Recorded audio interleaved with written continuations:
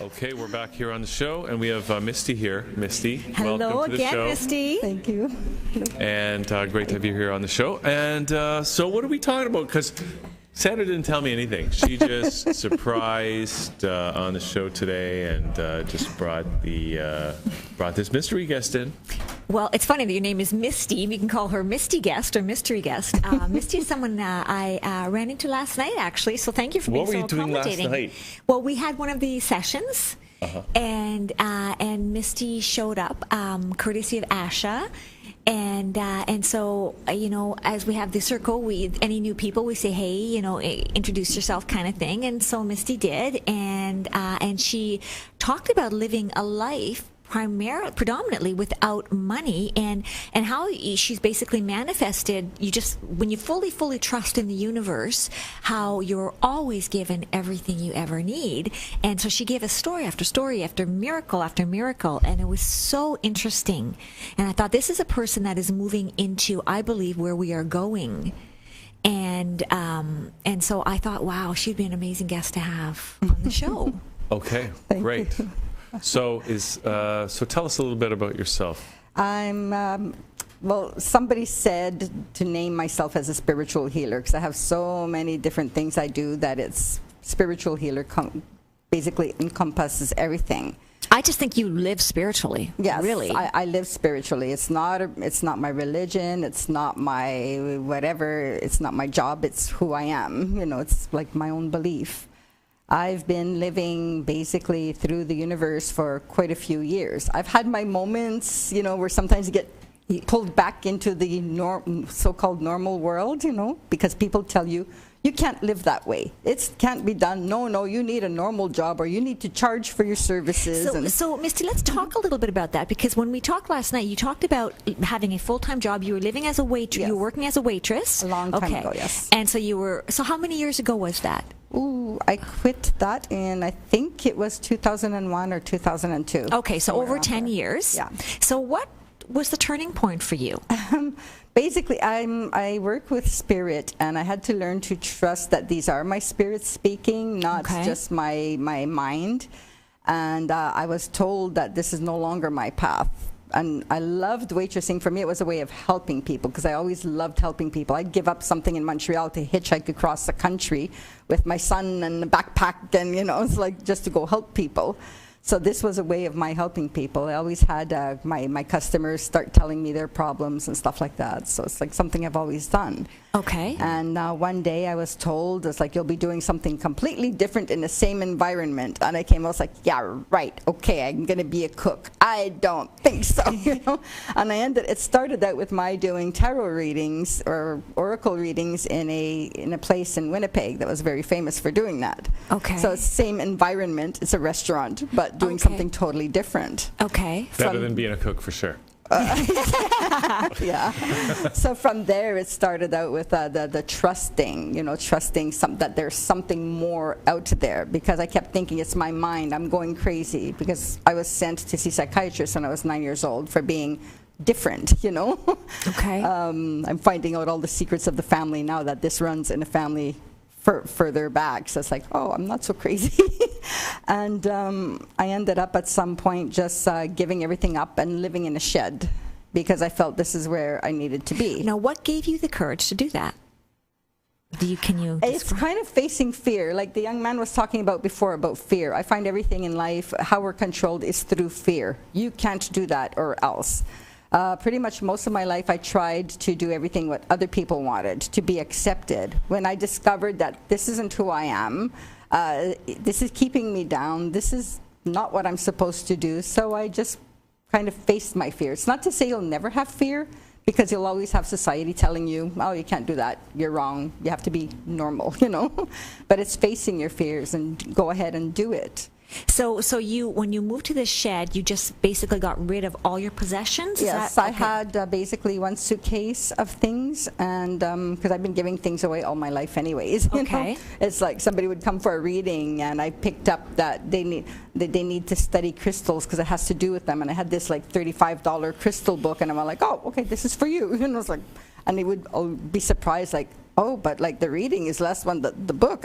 This is what they're saying. It's not mine. It's yours. There you go, So the shed experience was basically a lesson in trusting my intuition, that this is my intuition, and it's okay to be different. And I had people offering me places in their homes, and I kept saying, no, sorry, it's like something is telling me I need to be here. So I stayed there for a year and 3 months. Now, where was the shed? In Winnipeg. That's a cold shed in the winter. Oh, yeah.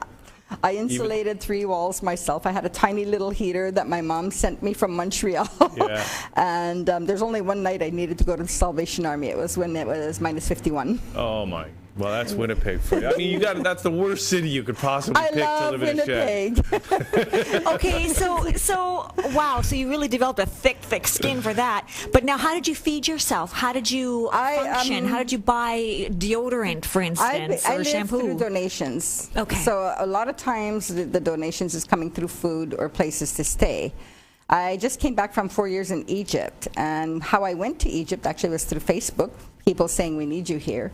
And this was a big fear I had to face. It's like, I'm going to a whole different country, way at the other side of the world, on a one-way plane ticket with $25 in my pocket, not knowing if these people are for real or they'll show up at the airport, and no way of coming back to Canada. And I'm there like, I was on a plane, it's like, oh my God, what am I doing? I have to be crazy. And then I remembered the shed. I was like, oh, it's Egypt, there's no snow. Okay, so I have to sleep in the desert. You won't have to worry about a heater. Exactly. So if I have to sleep in the desert, whatever. But like, just warning to everybody, it does get very cold in winter in the desert at night. Oh, yeah. But the woman showed up and everything was fine because I faced the fear and I did go. And then I had like amazing and incredible and empowering experiences. So you had $25 in your pocket. Yep. And so how did you manage out there? I stayed at a friend because she invited me to go. She said I was needed. I never found out why I was needed because people kept saying, we need you, come here. And I never really found out why. Something to do with energy. During the revolution, when I was there, people were thanking me for being there. And I did nothing but sit in the center with no bed, no nothing, because I went in to give a lecture, and it's the day the revolution started, so it's like, oh, nobody's here. So I just sat there and meditated and sent love and peace to Egypt, and there you go. And people thanked me after for being there. I says, but I didn't do anything. So they said it gave them hope because I didn't evacuate. I didn't just up and run like a lot of people would do. So speaking of that, you had mentioned last night the Canadian government and income taxes. You haven't filed income taxes for 5 years now? About 5 years, I think. Okay. Yeah. So what is all that about? And they also, the Canadian government didn't help you to come back during that revolution, no, exactly. Right? They wanted me to evacuate to Europe at the cost of my repaying them $400, even if it's so much whatever, but I had to sign a paper with the promise to repay. And they would drop me in Europe. They wouldn't bring me back to Canada. And I told them, I said, okay, but I don't even have 25 cents to make a phone call. In the countries you're saying you'll drop me in, I have no Facebook friends, absolutely no place to sleep. So if I'm going to repay you this money, can I not sign another paper that I'll repay you the rest and bring me back to Canada? Oh, no, we never did that. I says, thank you, I'll stay in Cairo and take my chances, So that's what I did. I just stayed there and I had no problems and everything went fine there, And you still to this day don't pay income tax? I don't. I've never paid income tax because even when I had a normal job, I received money. And when this happened, like 5 years ago, I decided to let go of control. How do people control you? Through money, So I ended up, it says, I don't need your GST. I don't need your cost of living. The universe is helping me a lot more than the government ever did. I've lived through hell in Canada, and they've never helped me. So it's like, it's a trust in the universe, So can you talk a little bit more about that, about some of, maybe some of the stories or what gives you this trust? Obviously, 10 years later, you're thriving, and you had mentioned last night, too, that you're so much more empowered. Yes. To me, everyone needs to step into their own power. The way to do that, again, is facing your fear, It doesn't mean you won't have fear, it's face it. I faced a policeman, and we were talking about that last night, a policeman I used to live in Abydos, which is where the most ancient temples of Egypt are. And I was outside of the temples, just at the beginning of the desert. And this policeman comes up to me and says, oh, no, madame, you can't do that. I had picked a stone off the desert. And you can't do that. I says, well, what do you mean I can't do that? It's a stone. He says, yes, but you can't do that. I says, well, why not? He says, because it's forbidden. I says, forbidden by who? And he said, the government, the president. I says, well, who owns the land? The president does. Oh, I'm sorry. And I put the stone back down. I said, I thought Allah owned the land, but if you say the president does, who am I to say the difference? He says, who? I said, Allah. Maybe I'm saying it wrong. God, the universe. He goes, oh, no. Allah owned the land. I says, okay, Allah owns the land. Thank you. Allah told me I can take this stone. And I walked away, and the policeman was sitting there like, yeah. And I've had a few different encounters like that with another one's jokingly, which was a very strange joke to make. He says, like, you're a Canadian, but you're here in Egypt. I'm an Egyptian police. I can do whatever I want. I can shoot you now, and your government can't do anything. Is that what he said to you? Yeah, literally, word for word. And it's again in Abydos. And I was kind of shocked that it's a funny kind of joke, you know. And I said, go ahead. He says, well, what do you mean? I says, go ahead. I've seen the other side. There's more love on the other side. He says, what do you mean? I says, when you die, I've seen the world of spirit. It's beautiful there. It's full of love. You're doing me a favor, but I also believe in spirits. I'll come back and hunt the hell out of you, so go ahead, kill me. And he said, oh, no, sorry, Misty, I'm just joking. I says, yeah, but that's the funny thing. I'm not. You know? Wow. So, now that's a good point too, Misty. I mean, part of the reason I think you are so fearless is because you know there's nothing to fear, because you know there's no death. Exactly. So what happened with you that made you, what kind of experience did you have where you did see that other side? It was, well, during meditation at a center in Winnipeg in March 9th, 2004. I was meditating with a group. There was 24 people plus me. And I was not here anymore. They said I was a walk-in, because when I came back, I wasn't me. I was like different. I started speaking different. I was aware of being there and then not being there anymore. And when I came back, I had all this knowledge that was totally, it's like people are sitting there and they go like, wow, and asking me questions. And I'm there like, oh, this is what hands look like. So maybe I am a walk-in. I do remember being in the light and suddenly I'm here. And I'm there just like, why am I here? So what was that light like, though? It was beautiful. For me, it was love. It's pure love. There's all you can describe it. It's just pure love, you know. I didn't see spirits. I saw like wall-to-wall energy, just golden white and love. And it's a love that I've only encountered once in this world. So it made it very hard for the first couple of years to be here, you know. It's like trying to feel this, like to get other people to feel it, because I feel it every day of my life, but trying to get other people to feel it. And then it came to a point where it's like, I'm not trying anymore. I'm just going to be me, and whoever can feel it, there you go, you know. So this is kind of where I did have a lot of fears before and after that, because when I came back, they had to do a healing on me. The group did a healing on me because I had these fears of being here. Because it's almost like, I'm not quite sure. It's like kind of like I was my own higher self or my own guardian angel or something. So I knew about the world, but I was the first time experiencing it. And I had a fear of being here because I would be killed for how I live or how I speak or whatever. So I had to get past that. And I'm like, oh, wait a minute. No, that's past lives. That's not this lifetime. They don't really kill you anymore for speaking out. Okay, you know. And that's when I really started this journey of living without things, and just kind of like, I have 2 small suitcases, and you know. Now, do you have any regrets by making? None whatsoever. I would never go back to being what we call normal, because to me this is more empowering. Years and years ago, I lived in a place called, well, like recently, I lived in a place called Siwa, which is the western desert of Egypt. Okay. And up until I think it's about 30 years, I'm not quite sure, there was no roads to Siwa. People who went there, it would take them weeks by camel or by horse. Right. They did not know money. They all have vegetable gardens and fruits, and everybody has everything they need. It's an oasis, you know. The roads were built about 30 years ago, I think. Now there's tourism, and now they're starting to lose that, and it's about money.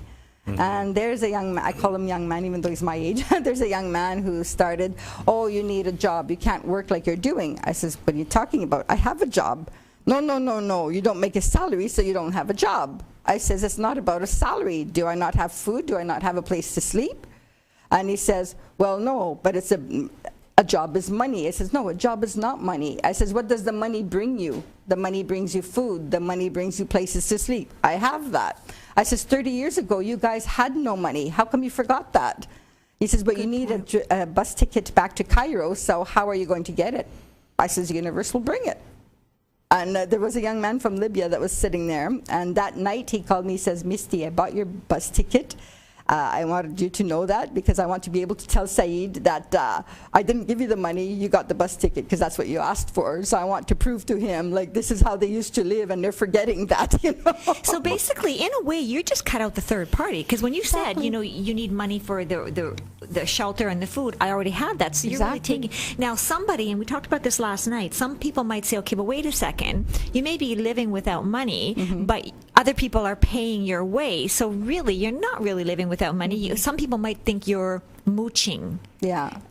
I have. What would you say to that? Yeah, I have had people more in Egypt than in Canada. And that's interesting. I would have thought it would have been the other way around. Yeah, no, here I've had people accept me really openly, which was like amazing. You know, it's been amazing. In Egypt, it was very different. I've had people tell me I was living off the backs of others, and I would tell them, well, how do you figure that? Well, you're not paying anything, and they're feeding you, and they're housing you. I says, but I don't ask them to. I have never once asked anyone for a place to stay. There's times I would put on Facebook on my status, if anyone has a couch in exchange for either a reading or a healing or whatever, please let me know. I don't go up and knock on the door and, you know. And you do give something in return. Usually, yes. Like when there's the odd times recently where people didn't want anything, and that was kind of a shock to me. They said, no, we want you here just because. And I'm there like, but like, no, I'll give you a reading or I'll give you a healing. No, it's okay. No, we want you here just because we love your energies. And so that's been a surprise for me. That's only been since December. So sometimes it's just about having your vibration there, which means you do nothing. You just are. Yeah, and I felt guilty for a while of that because I'm used to going out of my way and helping. I'll do the dishes. I'll help you. No, you don't do anything. You're our guest. And I'm like, thank you. It's just learning to just accept also when someone's offering something. Yes. Because they also have their lessons to learn and you know, sometimes it's about learning to receive also. Yes. Yeah. And because I've always gone out of my way, I went to Egypt because people said, help. You know? Well, the very cool thing to me is you had said a lot of the things that Canada's so much more open than Egypt was, and I would have thought it would have been the other way around. Yeah. So Canada's been really how long have you been back here? I've been back now for about 3 months. And so far you've been really welcomed. But I've been doing this for years. Is it different now, though, Misty, when you're back in Canada now? Is it because you were in Canada, then you moved to Egypt, and now you're back? So when you were first... I'm back temporarily. Oh, no, where are you off to? I'm going to India. Okay. Yeah. And how are you getting there? Let me ask.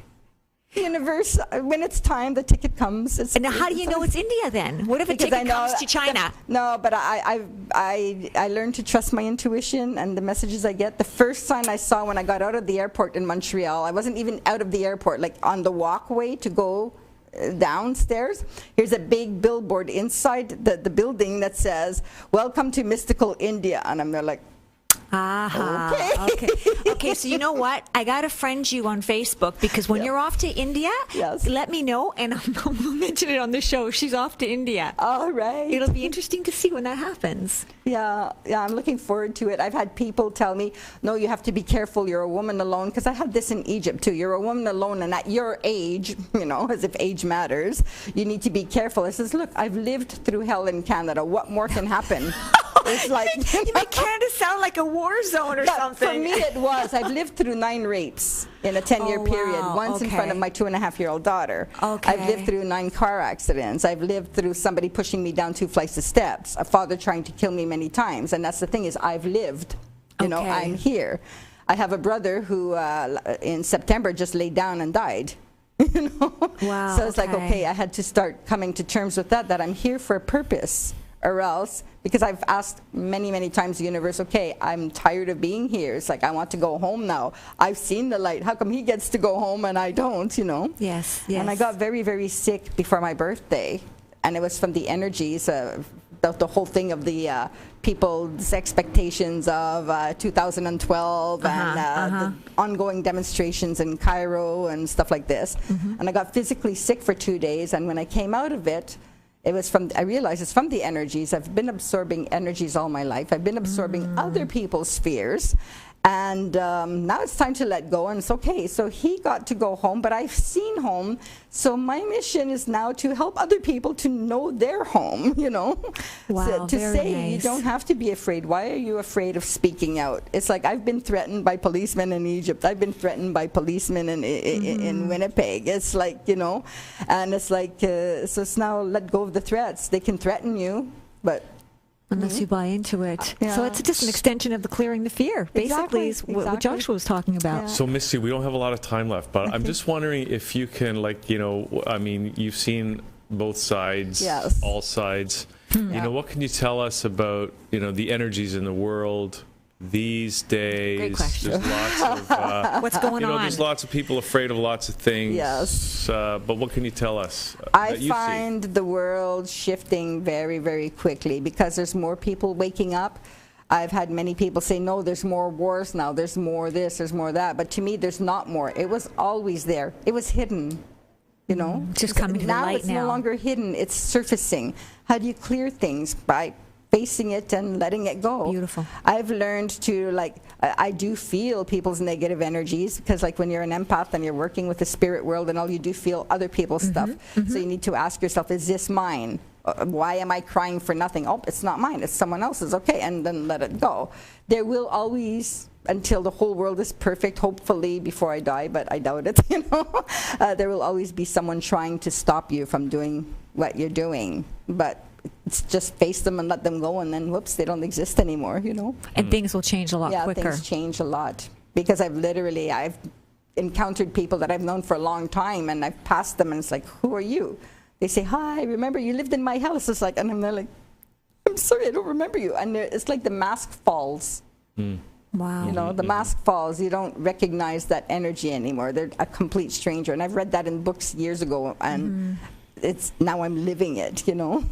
So Okay, So can we be encouraged about what's going on, or I feel yes. You know, it's just if you stand in your own power, stop allowing governments and people and other people around, just not just governments, you know, I blame everything on governments and I shouldn't, but it's like stop allowing people to control you. You need to be powerful within yourself. We were told we didn't have the right to be powerful. And how do you do that, Misty, very quickly? It's How do by you- standing strong within yourself. Go with what you feel inside. If it speaks to your heart, it's real. in spite of what your head may say, don't do this? The head will always tell you you're wrong. Your intuition is the very first thought that comes in, and then your mind almost immediately comes in and Second-guess says, it. no, that's wrong. You know. But if you learn to grab the first thought and trust it and follow it, even though it doesn't make sense, it always makes sense in the end. You know. Wow. Okay. Well, this has been great to have this conversation. I wish we could continue it, but we got so many other great guests. Thank you so Come on much the for taking show. the For having time. me. And thanks you but- for fitting her in last minute. Yeah, I was surprised.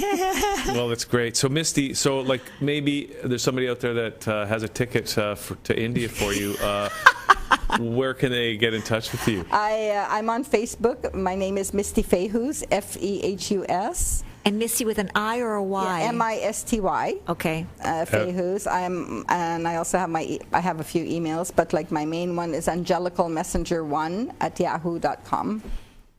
Angelica Angelical Messenger 1, the numeral 1? Yeah. Okay. Yeah. At Yahoo? Yahoo.com or also at gmail.com. I have both.